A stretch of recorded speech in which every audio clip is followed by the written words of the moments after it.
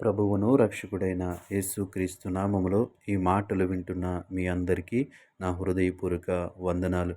ఈరోజు నా కోసం ఆత్మీయ కార్యక్రమానికి మిమ్మల్ని అందరినీ ప్రేమపూర్వకంగా ఆహ్వానిస్తూ ఉన్నాను. ఈ సమయంలో కొద్ది నిమిషాలు దేవుని మాటలు ధ్యానము చేద్దాం. ముందుగా చిన్ని ప్రార్థన.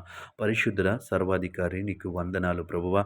నీ మాట కొరకు మేము ఆశ కలిగి ఉంటుండగా శక్తి కలిగినటువంటి నీ మాట, ప్రభావం కలిగినటువంటి నీ మాట చేత మా అందరితో మాట్లాడమని యేసు నామములో అడుగుచున్నాము తండ్రి. ఆమేన్. ఈరోజు దేవుని వాక్యము సామెతల గ్రంథము 11 అధ్యాయము 18 వచనము. సామెతల గ్రంథము 11 అధ్యాయము 18 వచనము. నీతిని విత్తువాడు శాశ్వతమైన బహుమానము నొందును.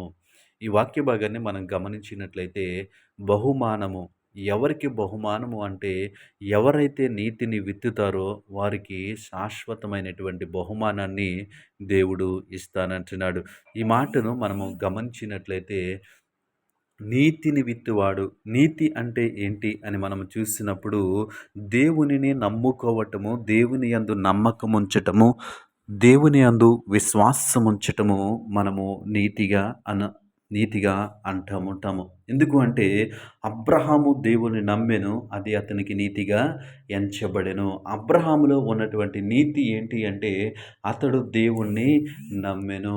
అబ్రహాము దేవుణ్ణి నమ్మాడు కాబట్టి అతను నీతిమంతుడుగా తీర్చబడ్డాడు. కాబట్టి ఈరోజు ఈ మాటలు వింటున్న నువ్వు ఏంటి నీతి అని ఆలోచించినట్లయితే దేవుని నమ్మకాన్ని, దేవుని యందు విశ్వాసం ఉంచటం, దేవుని యందు నమ్మకం ఉంచటమే మనము వాక్యానుసారముగా నీతి అని గ్రహించగలుగుతా ఉన్నాం. అయితే ఆ నమ్మకాన్ని మనము విత్తాలి. దేవుని నామానికి మహిమ కలుగునుగాక. ఈరోజు మనం ఉన్నటువంటి పరిస్థితుల్లో ఈ లోకములో శరీరానుసారంగా జీవిస్తూ ఉన్నప్పుడు మన పరిస్థితుల్ని మన వైపు మనం పరిశీలన చేసినప్పుడు, మన పరిస్థితుల్ని మనము చూసినప్పుడు మనకి నమ్మకము ఉండదు. ఎందుకంటే పరిస్థితులన్నీ కూడా మనకి వ్యతిరేకముగా ఉంటాయి. ఆ పరిస్థితులను చూసి మనకి నమ్మకాన్ని కోల్పోతూ ఉంటాం. అయితే ఈ ఉదయకాల సమయంలో దేవుడు వాక్యము మనతో మాట్లాడుతూ ఉన్నాడు.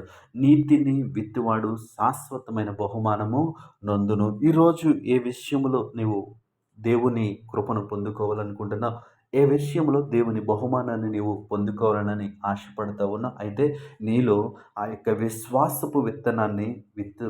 నీలో ఆ దేవుని యొక్క విశ్వాసపు విత్తనాన్ని విత్తినప్పుడు దేవుడు మనకి బహుమానాన్ని ఇస్తాడు. నీతిని విత్తువాడు శాశ్వతమైన బహుమానము నొందును. ఈరోజు మనము దేవుని యందు విశ్వాసం ఉంచాలి. అబ్రహాము దేవుని నమ్మెను, అది అతనికి నీతిగా ఎంచబడెను. దేవుని యందు విశ్వాసం ఉంచుదాం, దేవుని యందు నమ్మకం ఉంచుదాం. మన పరిస్థితులు మనకి విశ్వాసము లేకుండా చేస్తున్నాయేమో, మన పరిస్థితులు మనకి నమ్మకము లేకుండా చేస్తూ ఉన్నాయేమో, కానీ మనము దేవుని యందు విశ్వాసం ఉంచుదాం, దేవుని యందు నమ్మకం ఉంచుదాం.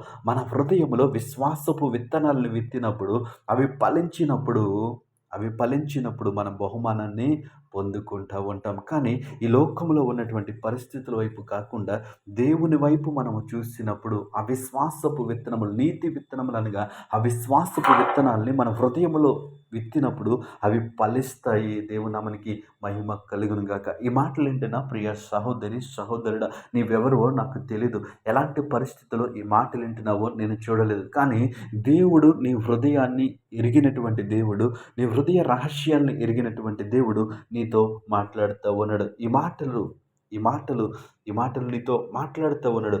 నీతిని విత్తువాడు శాశ్వతమైన బహుమానమునందును అనగా మనము విశ్వాసపు విత్తనాలు విత్తినప్పుడు, విశ్వాసపు విశ్వాసపు విత్తనాలను మనం వెదజల్లినప్పుడు అవి మనకేం చేస్తాయంటే బహుమానాన్ని తీసుకొస్తూ ఉంటాయి. ఈరోజు పరిస్థితులు వ్యతిరేకముగా ఉండొచ్చు. ఈరోజు పరిస్థితుల వైపు చూస్తున్నప్పుడు మనకి విశ్వాసాన్ని కోల్పోయి ఉండవచ్చు, కానీ దేవుని నమ్మును ఉన్నటువంటి స్థితిలో దేవుడే మన జీవితంలో గొప్ప కార్యములు చేస్తాడు. అట్టి కృప దేవుడు మనకి అనుగ్రహించునుగాక. పరిశుద్ధుడా, ప్రేమగల తండ్రి, గొప్ప దేవుడా, కృపగల దేవా, నీకు వందనాలు. ఈ సమయంలో బహుమానము గురించి మాతో మాట్లాడ. అవును ప్రభా, విశ్వాసపు విత్తనాలు దేవా మా హృదయములు విత్తడానికి నీ కృప చూపించండి.